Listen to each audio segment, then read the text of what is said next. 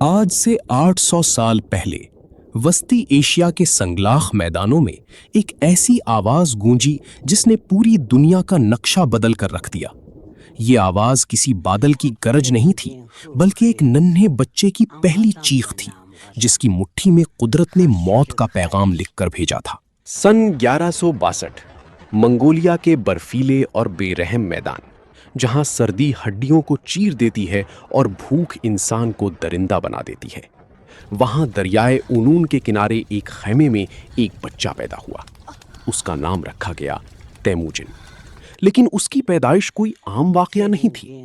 जब उसने पहली बार अपनी नन्ही मुट्ठी खोली तो उसके अंदर खून का एक जमा हुआ काला लोथड़ा था। दाइयों ने उसे देखा तो उनके जिस्म में झरझरी दौड़ गई। वो जानती थी कि ये बच्चा बड़ा होकर जमीन को इंसानों के खून से नहलाएगा। मगर कुदरत ने इस फातेह को तख्त पर नहीं बल्कि कांटों पर बिठाया। जब तेमुजन सिर्फ 9 साल का था, उसके बाप यसुगी को तातारियों ने धोखे से खाने में जहर दे दिया। बाप का साया सर से क्या उठा, तेमुजन की पूरी दुनिया ही उजड़ गई। जिस कबीले का उसका बाप सरदार था, उसी कबीले के लोगों ने गद्दारी की। उन्होंने एक बेवा औरत और उसके यतीम बच्चों को खैमे से बाहर निकाल फेंका।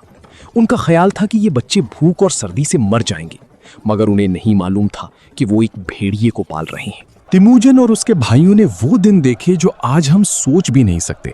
तन पर कपड़ा नहीं, पेट में रोटी नहीं। उन्होंने जड़ें खोद कर खाईं, उन्होंने जंगली चूहों का शिकार किया और दरिया से मछलियां पकड़कर अपनी जान बचाई। इसी भूख ने तेमुजन के अंदर से रहम का आखिरी कतरा भी नचोड़ लिया। जब उसके सौतीले भाई बेक्टर ने उससे मछली का एक लुकमा छीना तो तेमुजन ने एक लम्हा भी नहीं सोचा और अपने सगे भाई के सीने में तीर उतार दिया। ये उसका पहला कत्ल था, एक सबक कि जो तुम्हारा हक छीनेगा उसे जीने का कोई हक नहीं। लेकिन अभी इम्तिहान खत्म नहीं हुआ था। दुश्मन कबीले तैचियूत ने जब देखा कि ये लड़का खतरनाक होता जा रहा है तो उन्होंने उसे पकड़ लिया। तेमुजन को गुलाम बनाया गया। उसके गले में लकड़ी का भारी और वजनी तौक पहनाया गया ताकि वो सर भी ना उठा सके। उसे मंडियों में घसीटा गया, उसे मारा गया, उस पर थूका गया। लोग उसे देखकर हंसते थे, मगर तेमुजन की आंखों में आंसू नहीं, बल्कि वो इंतकाम की आग थी जो पूरे एशिया को जलाने वाली थी। वो जंजीरें तोड़कर भागा, वो मौत के मुंह से निकला और उसने एक ऐसी कसम खाई जिसने तारीख की सबसे बड़ी सल्तनत की बुनियाद रखी। ये तो सिर्फ आगाज था। अभी उस लड़के ने चंगेज खान बनना था और आधी दुनिया को अपने घोड़ों के समों तले रौंदना था। तेमुजन अब जवान हो चुका था। गुलामी की जंजीरें टूट चुकी थीं, मगर उसके पास ना कोई फौज थी और ना ही कोई ठिकाना। इस मुश्किल वक्त में उसे याद आई अपनी वो मंगेतर बोरते, जिससे उसके बाप ने बचपन में उसका रिश्ता तय किया था। तेमुजन ने उसे ढूंढा और शादी कर ली। उसे लगा शायद अब उसकी जिंदगी में सुकून आएगा, मगर कुदरत ने उसके लिए कुछ और ही सोच रखा था। अभी शादी की खुशियां खत्म भी नहीं हुई थी कि एक ऐसी आफत आई जिसने तेमुजन के खून को खौल कर रख दिया। एक काली रात जब पूरा कैंप सो रहा था, अचानक घोड़ों के सुमों की आवाज ने खामोशी को चीर दिया। मरकित कबीले के वहशी जंगजुओं ने हमला कर दिया था। ये वही कबीला था जिससे बरसों पहले तेमुजिन के बाप ने उसकी मां को छीना था और आज वो अपना बदला लेने आए थे। तेमुजिन के पास इतनी ताकत नहीं थी कि वो उनका मुकाबला कर सके। उसे अपनी माँ और भाइयों को लेकर भागना पड़ा, मगर पीछे एक ऐसी चीज रह गई जिसने उसके दिल पर जख्म लगा दिया, उसकी बीवी बूरते। मरकित कबीले के लोग उसे उठाकर ले गए और उसे अपनी हवस का निशाना बनाने के लिए जंजीरों में जकड़ दिया। तेमुजिन टूट सकता था, रो सकता था, मगर वो तो फौलाद बन चुका था। उसने कसम खाई कि वो बूरते को वापस लाएगा, चाहे उसे पूरे मंगोलिया को ही क्यों न जलाना पड़े। मगर उसे मदद चाहिए थी और ये मदद उसे मिली अपने बचपन के यार जामुका से। एक पहाड़ी की चोटी पर 2 भाइयों ने मिलकर अपने हाथ काटे, खून को एक प्याले में मिलाया और उसे पीकर अंधा यानी रूह के भाई बन गए। जामुका ने अपनी फौज दी और तेमुजन ने अपना जुनून। फिर आई वो रात जब आसमान मंगोलों के तीरों से काला हो गया। तेमुजिन और जामुका का मुश्तरका लश्कर मरकत कबीले के कैंप पर कहर बनकर टूट पड़ा।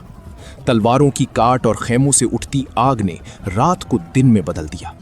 तेमुजिन पागलों की तरह बूरते का नाम पुकार रहा था। जब उसे बूरते मिली तो वो निढाल थी, हामला थी।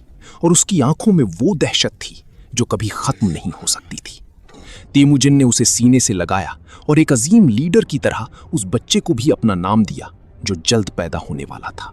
इस जंग ने तेमुजन को पहली बार ताकत का जायका चखा दिया था। उसे पता चल गया था कि मंगोलों को अगर एक कर दिया जाए तो वो दुनिया की सबसे बड़ी फौज बन सकते हैं। मगर इसी जीत के साए में एक और दुश्मन जन्म ले रहा था। जामूका और तेमुजन जो कभी भाई थे, अब उनकी नजरों में एक दूसरे के लिए रकाबत पैदा हो रही थी। एक म्यान में दो तलवारें नहीं रह सकती थीं, और अब इन दो भाइयों के दरमियान ऐसी जंग होने वाली थी जिसने मंगोलिया की जमीन को अपनों ही के खून से लाल कर देना था। और मंगोलिया की बंजर जमीन पर अब दो सूरज तुलू हो चुके थे। एक तरफ तैमूजन था जो चाहता था कि काबिलियत और वफादारी की बुनियाद पर लोगों को आगे लाया जाए, और दूसरी तरफ उसका बचपन का यार जामूका था जो पुरानी रिवायात का कायल था, जहां सिर्फ अमीर और आला नस्ल के लोगों को हुक्मरानी का हक था। भाईचारे की वो दीवार जो खून से बनी थी अब नजरियात की वजह से टूटकर बिखर चुकी थी। दुश्मनी का बीज बोया जा चुका था, और फिर वो दिन आया जब दिलान बलजूद के मैदान में ये दोनों भाई एक दूसरे के सामने खड़े थे। ये मंगोलिया की तारीख की सबसे दर्दनाक जंग थी। जामूका की फौज ने तैमूजन को बदतरीन शिकस्त दी, उसे पीछे हटने पर मजबूर कर दिया। मगर इस जीत के बाद जामूका ने जो किया उसने इंसानियत के रोंगटे खड़े कर दिए। उसने तैमूजन के 70 वफादार जर्नैलों को उबलते हुए गर्म पानी के कड़ाहों में जिंदा फेंकवा दिया। चीखती हुई रूहों और जलते हुए गोश्त की इस बू ने तैमूजन को बदल कर रख दिया। उस दिन तैमूजन ने एक बात सीख ली, दुश्मन को सिर्फ हराओ नहीं, उसे जड़ से मिटा दो। तेमुजन गायब हो गया, मगर वो हारा नहीं था।